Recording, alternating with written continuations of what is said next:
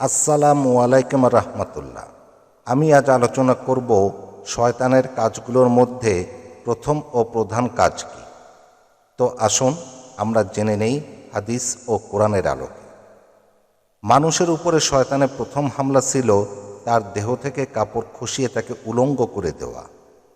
আজও পৃথিবীতে শয়তানের পদাঙ্ক অনুসারী ও ইবলিশের শিখণ্ডীদের প্রথম কাজ হল তথাকথিত ক্ষমতায়ন ও লিঙ্গ সমতার নামে নারীকে উলঙ্গ করে ঘরের বাইরে আনা ও তার সৌন্দর্য উপভোগ করা। অথচ পৃথিবীর বিগত সভ্যতাগুলি ধ্বংস হয়েছে মূলত নারী ও মদের সহজলভ্যতার কারণে।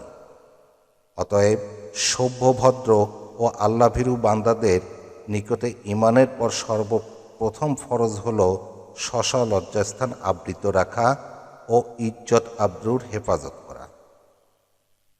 অন্যান্য ফরজ সবই এর পরে। নারীর পর্দা কেবল পোশাকে হবে না, বরং তা হবে তার ভিতরে, তার কথাবার্তায়, আচার আচরণে ও চালচলনের সর্ববিষয়। পরনারীর প্রতিটি অঙ্গভঙ্গি ও মিষ্ট কণ্ঠস্বর পরপুরুষের হৃদয় অন্যায়ভাবে প্রভাব বিস্তার করে। অতএব লজ্জাশীলতাই মুমিন নরনারীর অঙ্গভূষণ ও পারস্পরিক নিরাপত্তার গ্যারান্টি। নারী ও পুরুষ প্রত্যেকে একে অপরের থেকে স্ব দৃষ্টিকে অবনত রাখবে। সূরা নূর আয়াত 30-31। এবং পরস্পরে সার্বিক পর্দা বজায় রেখে কেবলমাত্র প্রয়োজনীয় কথাটুকু স্বাভাবিকভাবে সংক্ষেপে বলবে। নারী ও পুরুষ প্রত্যেকে নিজ নিজ স্বাতন্ত্র্য ও পর্দা বজায় রেখে স্ব কর্মস্থলে ও কর্মপরিধির মধ্যে স্বাধীনভাবে কাজ করবে এবং সংসার ও সমাজের কল্যাণে সাধ্যমতো অবদান রাখবে।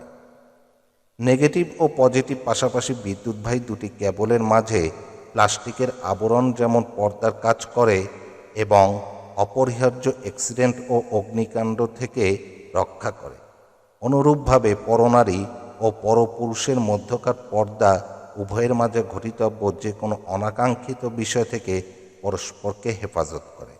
অতএব শয়তানের প্ররোচনায় জান্নাতের পবিত্র পরিবেশে আদি পিতা মাতার জীবনে ঘটিত উক্ত অনিচ্ছাকৃত দুর্ঘটনা থেকে দুনিয়ার এই পঙ্কিল পরিবেশে বসবাসরত মানবজাতিকে আরও বেশি সতর্ক ও সাবধান থাকা উচিত।